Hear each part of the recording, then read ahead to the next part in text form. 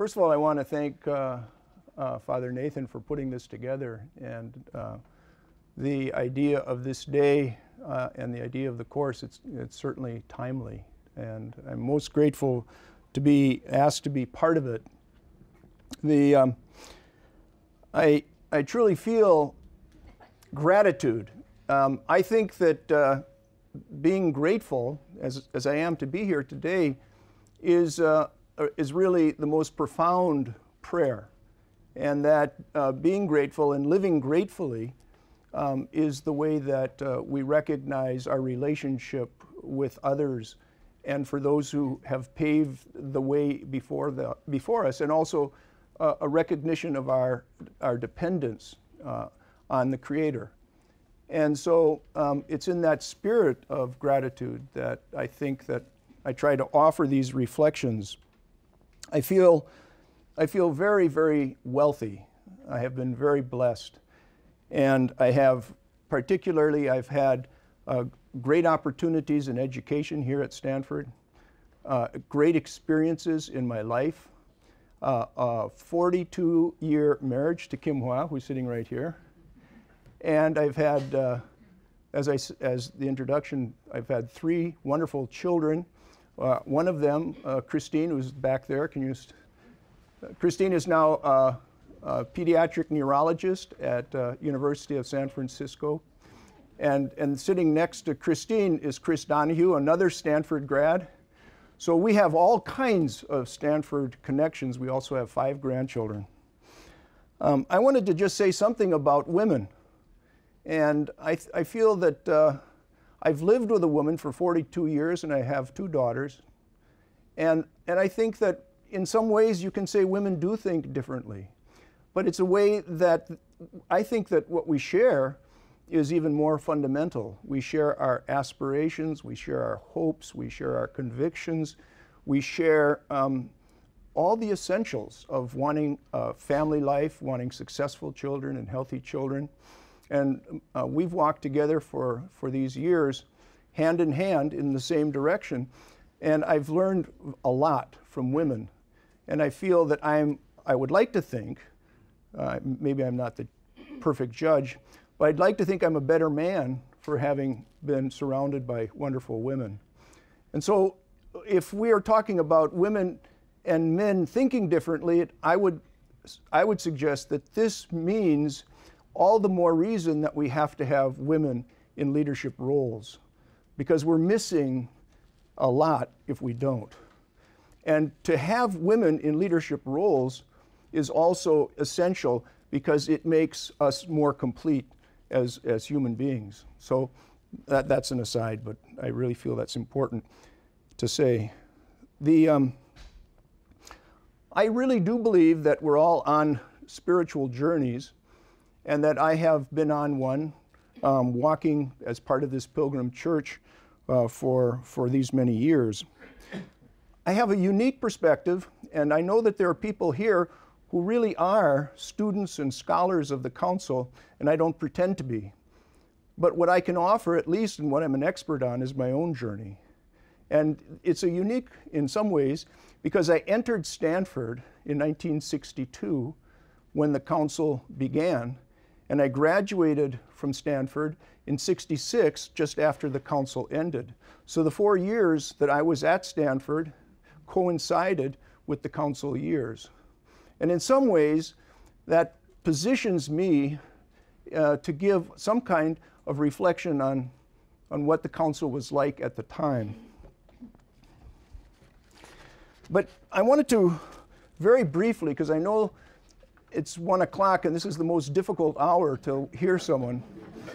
So I wanted to give you a 2-minute version of my talk, and then you can rest and tune in to those moments that might be of some interest. But just consider this from the point of view of never knowing what's in front of you. And I say this to the young students in the room, that you come to many crossroads, and you don't know that they're crossroads at the time. Sometimes you do. But I would only say, as if the advice of someone looking back 50 years, that if you have to make a decision when you reach a crossroad, make the decision on the side of generosity. And I think that you won't regret that decision. And the other thing that comes out of this is that you meet people in your life who become great influences in the way you think, and you don't know that at the time.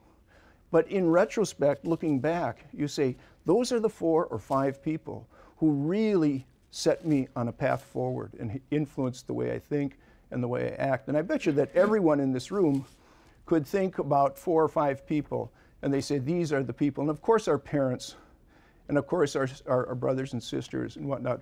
But I'm more talking now on a career path or educational path. And so this is my 2-minute chronology of my personal journey. These are 4 years, the 4 years at Stanford. And so I graduated as a football star from Marquette High School, got a scholarship to come to Stanford, wouldn't have gotten in otherwise, so that was already a great break. And maybe it was the hand of God who allowed me to run fast and avoid tacklers. But I entered Stanford in September '62. John's opening address was a month later, in October '62. That summer, I went with Dwight Clark in the VIA program to Asia. It was the first VIA group, and VIA is celebrating its 50th anniversary on campus in 2 weeks here. And so anyone who doesn't know about VIA, Volunteers in Asia, you should. It's really one of the great nuggets. The same year, 4 months later, Kennedy was assassinated. 1 month later, the Constitution on Sacred Liturgy was promulgated.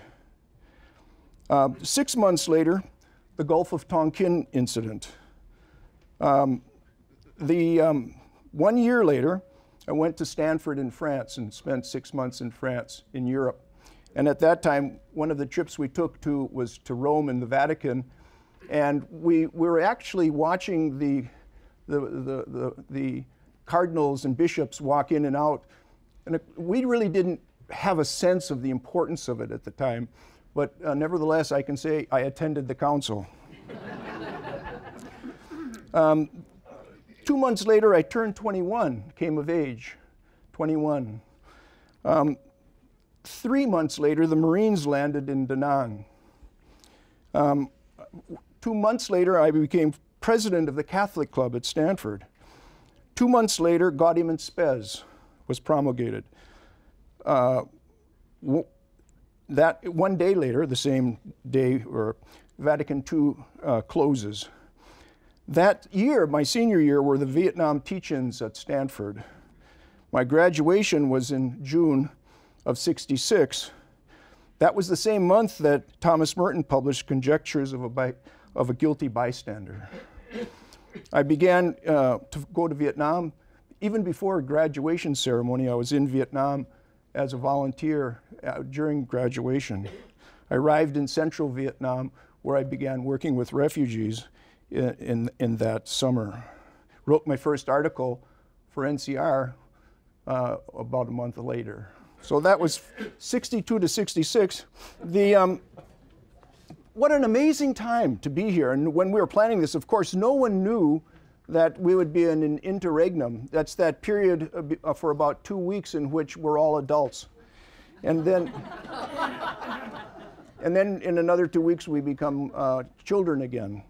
But no, I really think that it's a wonderful moment for the church. And 50 years from the end of the Second Vatican Council, and we've come, I think, in a full circle. And I'll make the case a little bit later that we had, following the council, this great period of openness from '65 until '80. And it was, as you know, those of us who are, you have to be over 65 today to remember what the church was like before the council. And so those who are younger than 65 don't understand the exuberance and life and energy and force and that came from this experience. So you have to be patient with those of us over 65 who really think the council was wonderful. And we try to convey that wonder and awesomeness and the sense of mystery and the sense of openness and the sense of exploring and the sense of newness and the sense of the Spirit alive in our lives and in the church. That was the effect of this council. And it went on for, in that mode for at least 15 years, and slowly in 1980, with the last two pontificates, there was a reaction to that. And it's maybe predictable because of a Hegelian kind of swing back and forth, but it really, there was a change from 80 on until the time today. So we've had 50 years, 15 as the pendulum swinging this way, 35 years as the pendulum swinging back, and now we come like this to a new moment and a new, and it's like the curtain has come down on a play, and we're sitting in the audience waiting for the next act, and we really don't know what that act's going to be like. But if you allow me a prediction, I can't imagine that the next act is not going to be in some way a reaction to the reaction to the action to the council. And so I come in with a fair amount of optimism that we are indeed coming into a new spirit. And we need it. I think we feel we all need it. I want to talk to you about the influences that I felt at the time I was at Stanford. I would say three things have really moved me on my own journey. And again, it's easier to look back at one's life and say, yeah, those were the key moments and those were the key influences. And so I think much more difficult to be looking forward and trying to figure out what to do and where to go and feeling all the uncertainty, all the anxiety. Will I make a mistake? Will I not? Is this the right choice and will it not be? But if you really believe that you're being guided by the Spirit and the hand of God is with you, then act generously. And you'll find that those paths that you take are the right paths. People in, I think, let's see, there are at least 4 or 5 people in those 4 years, 1962 to 66, had huge impact on my life. The first was the Dean of Freshmen, Dwight Clark. And I don't know, how many people know Dwight Clark or know of Dwight Clark? See, he's still the guiding spirit of VIA.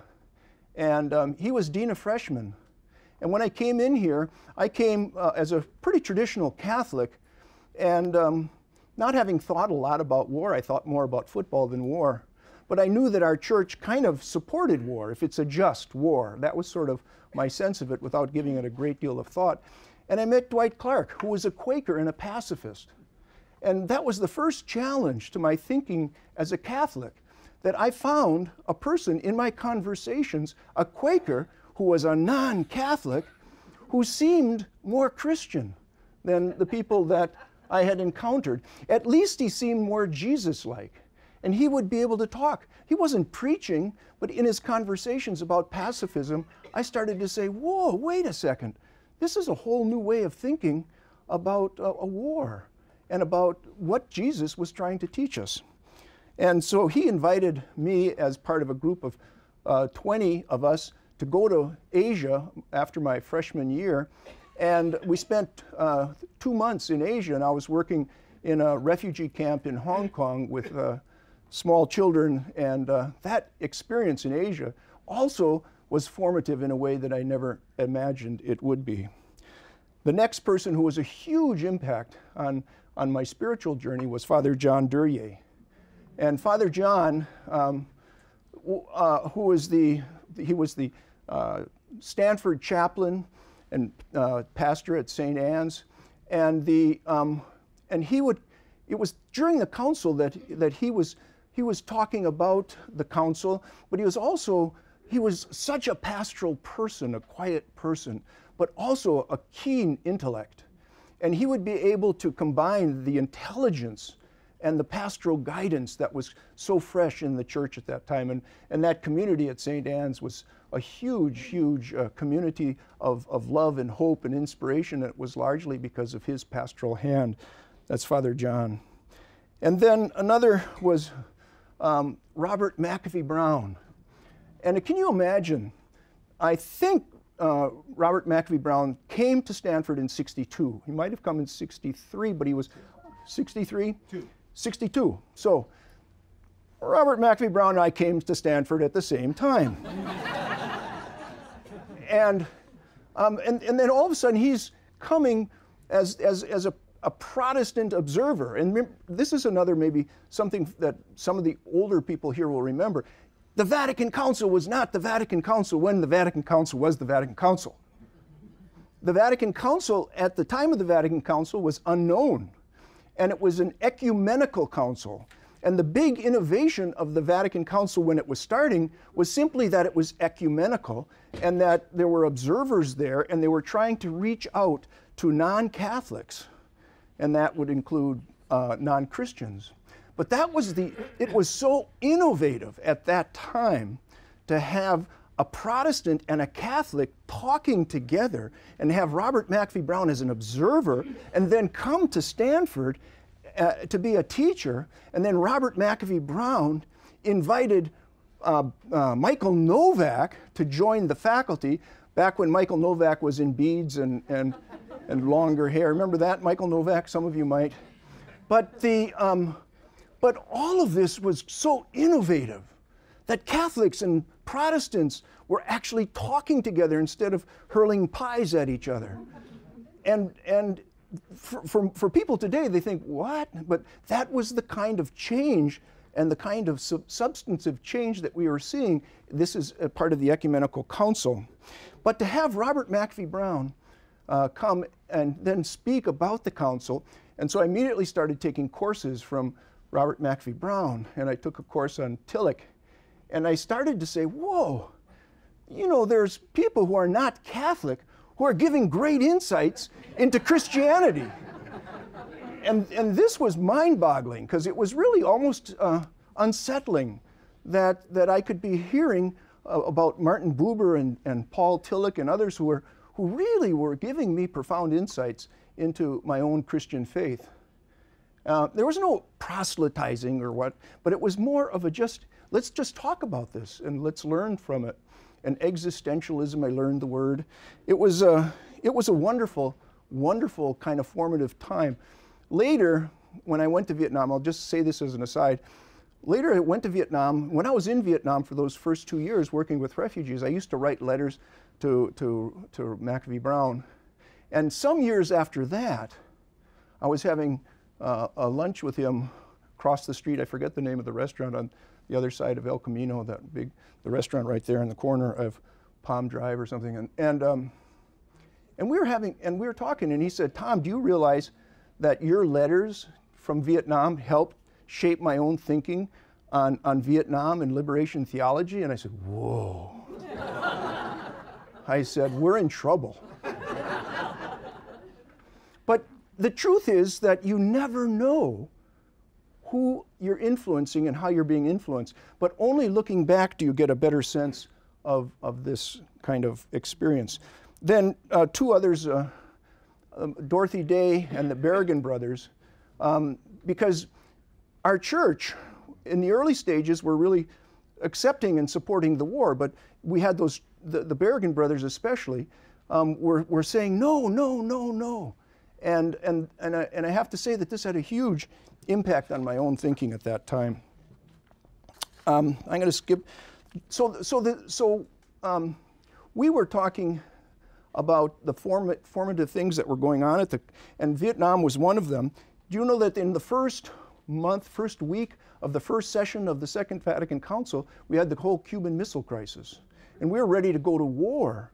And so to have this message of hope coming out of the council, a message of peace and mercy and love at the time, was in such great conflict to this sense that the world is just about ready to go to war and communism against capitalism. And the church was really making a major statement at that time that was going counterstream. Civil rights and human rights were expanding, and we were going to tackle world hunger, and it was going to be a new age for all of us. Sometimes I think God plays a trick on us. because he or she has great sense of humor, moves us all into this great expanse of wonder, and then seems to shut a door or two, and you say, wait a second, what's going on here? But I won't dwell on John the 23rd because other people have, but I do want to tell you a story, a media story, and that was that his speech was the first speech that was satellited around the world by Telstar, the first communications satellite. And there was a 10-minute cue that the satellite was able to pick up as it was going over Rome, so that the world could hear part of the first message that Pope John the 23rd was delivering. And then the NBC journalist, Irving R. Levine, you remember Irving R. Levine? He recalled sitting in a New York studio, he wrote this, and hearing what he said were the unforgettable words, "Cue the Pope."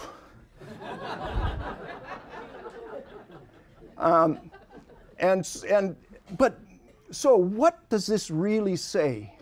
It says that at the very time the council was beginning, we're moving into this whole new world of space information age.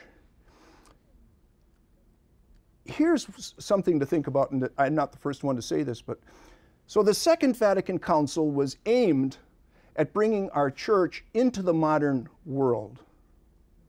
At the very time, the modern world was beginning to enter into the postmodern world, or the space information age. And we can all discuss on other times what this postmodern thinking is. But in a very, very brief image, I think I go look back to the first picture, the first time that we see an earthrise, not a sunrise, but an earthrise. And we see that earth hanging in darkness, suspended there, looking so lonely and vulnerable. And that picture, as you can all imagine, close your eyes, everyone's seen the picture, that picture got into nurseries, kindergartens, elementary schools, high schools, college classrooms, and a whole generation growing up in the 60s and 70s and 80s. That picture of this planet without borders, looking around, no up, no down, no top, no bottom, but just being engulfed in this endless space, I think symbolizes this new way of thinking. And it was a different kind of thinking process than the modern or pre-modern, where the pyramid structure with God at the top, and then the Pope, and then the cardinals or archbishops and bishops, the archbishops, and then the bishops, priests, and religious, and males, women and children. This changed. This fundamentally changed. And I'd say the greatest change that was taking place at this time was the education of the laity. It was right and understandable that up until the 20th century that the priests were the guardians of our faith. For the most part, they were the only theologians and the only literate group in our church history. But in the 20th century, obviously, the laity became educated, women became theologians, and everything changes. And it's that fundamental birthing of the people of God at the Second Vatican Council that the Council saw so clearly happening, and recognizing that we needed to move into a different kind of form in which the people of God, the primary definition of church, could all be participants and not just subjects. And I think that what Archbishop Quinn was saying today is very, very fitting about that. And the other thing that was happening at that time is our Western church was becoming a global church. I don't have to dwell on that too, but it adds to the dimensions of pluralism and postmodern thought, communications, and whatnot. I don't know how many of us have read all the council documents. I would like to not ask. Now, there's been translations of the council documents into smaller books that said, here's what they really said. But nevertheless, I think that it was the spirituality and the poetic imagery that really touched most Catholics. Most Catholics have not read the documents, but most Catholics have heard about the documents. All Catholics have been influenced by the spirituality and the poetry of the symbols of the council. I'll give you just a few. As I mentioned, people of God. People of God. It wasn't the Pope and his men, it was the people of God, the inclusivity of church that we could all feel and understand. And then the notion of being a pilgrim church on journey, meaning that the church is never perfect. It's always stumbling forward. It's humble. It's trying to find its way. And it's capable of discovery. And how do you discover? Well, you look to the signs of the times. And the signs of the times is happening in the entire world. And it's happening through people, and it's happening through events, and it's happening through cultures, and it's happening through histories, and it's happening through leaders. And so this is a recognition. It's a prayerful recognition of the Spirit operating in the world. And what does this mean? This means that the world is blessed and the world is sacred, and that yes, there's war, and yes, there's hunger, and yes, there's death, and yes, there's pain, and terrible, terrible tragedies.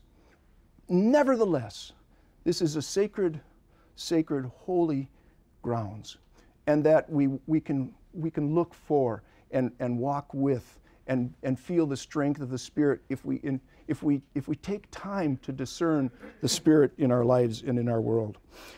And finally, the notion of servant church. The servant church giving the message of forgiveness and the message of hope to all of us. This humble church was really a major change from the old model of church that those of us over 65 remembered. We became Jesus-centered, and we started to study Scripture, and there were Scripture studies everywhere, and we were looking in, there were talks about how we could focus on the story of Jesus and what those Scriptures were telling us. Second Vatican Council reconnected us with Scripture, reconnected us with the early church, reconnected us with the Gospels. What enormous power we saw coming out of those stories. And then God no longer is judge, but God truly as Spirit and as love and as mystery that we would never, ever as human beings begin to imagine. We could never contain God. We can only gather glimpses of God in the way we love each other and in the way we see goodness and opportunity. And what is Christianity about? It's to be fully human. We become fully human on this path of discovery. And we do that by serving and by forgiving and by following the gospel. And that's what makes us truly human. So that church, which was no longer a preparation for the other world, was a church that was alive in this world. And what we are doing today is building the kingdom or the reign of God on earth. And this is a reign of justice, and it's a reign of mercy, and it's a reign of peace. And so there's work to be done now, and this is what we're all about as church. So those symbols, those words, those imaginative understandings of who we are and why we exist and what we're about and what we're up to, those were the things that were generating life and spirit within a whole generation of people. I had the opportunity once to talk to Cardinal Bernardine, and I'm sure that Archbishop Quinn could verify this. He's heard the same story. But once Cardinal Bernardine told me that had the See of Chicago opened up just a short time later, maybe even months, but certainly not long after, it would have been unlikely that he would have gotten that appointment, because the solidification of John Paul II's papacy was taking place in the early 80s. And the appointments that were coming, those pastoral appointments of this generation here, were ending, and the more of the doctrinal appointments were beginning to be made. Examples: Cardinal Law, Cardinal O'Connor, etc. But those are generalizations, but I say that just to try to give you a sense of some of the change that was taking place. So, if Stanford and the Council opened up the world to me, Vietnam turned that world upside down. And I went to Vietnam because I didn't want to serve in the military. I had really become what I thought was a pacifist, although there was no legal category for a Catholic pacifist. So I volunteered to join this group called International Voluntary Services. And I went there and began working in Vietnam in a refugee camp with about 4,000 refugees. And in that camp and in that experience, I saw the most horrific poverty, destitute, brokenness, misery, hunger that I could ever imagine in life. These were refugees whose villages had been bombed, and they were put out on sand and tin huts along the countryside or along the seashore. They were supposed to get food, but they never did. And they were starving. And I was there to try to, quote, help them. And there was very, very little I could do, and that's a whole nother conversation. But I did feel, looking back, that I learned more. I learned more in those 2 years than maybe any other 2 years in my life about what life is about. And the poorest of the poor of these Vietnamese were joyful in many ways, but cared for their families as anyone else would care for their families, but suffered. And again, I think that the truth is that when we say, why, how do we, as Jesus said, the least of my brethren, whatever you do to the least of my brethren. And it's the measure of Christianity is to look into the least of our brethren and to ask, what can we do for those people? I was no saint there. I was doing what I could. I just got into this situation. But I did experience why the Gospels are true and how we learn from the least of our brethren, and why that if we get grounded in the very, very poor and in the suffering of that, that's where you get the energy and understanding of how you become a Christian. And so I think I could never leave Vietnam. I couldn't. It was deep in my soul. My Lai. A few months after the My Lai incident, it was really not an incident, it was huge. The soldiers of My Lai, 300 and some, took a lunch break between the massacres. I mean, they were killing civilians in the village of My Lai, and then they took a lunch for a couple hours, and then they continued killing. And so I went on a motorbike several months later and traveled to My Lai and to find some of the survivors. And I talked to some of the children there. One girl named Do T Hugh, 13, she told me she saw her father shot by a soldier after being asked to walk out of the family's thatched hut dwelling. He then took her over, she said, and rounded up her relatives, ordering them to sit in a circle. Once set in a circle, he opened fire on the group, and she became buried beneath the stack of corpses. I'll just say one other paragraph. I remember entering a bombed village hours after it had been destroyed by U.S. warplanes. The dwellings were still smoldering, and broken palm trees were lining the pathways, and I walked through the village alone. At one point, I encountered a middle-aged man who approached me carrying his lifeless 4-year-old daughter in his arms, and he stared at me and he said, "Tell President Johnson what he has done to my daughter."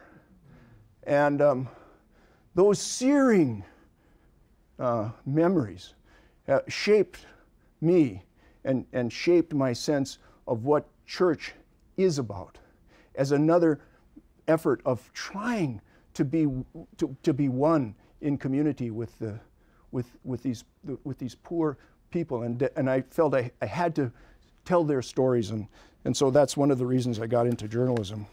Anyhow, I've been going on, and it's too long, but maybe another day. But thank you so much, and we'll have time to maybe do some more a little later. Thank you. Thank you.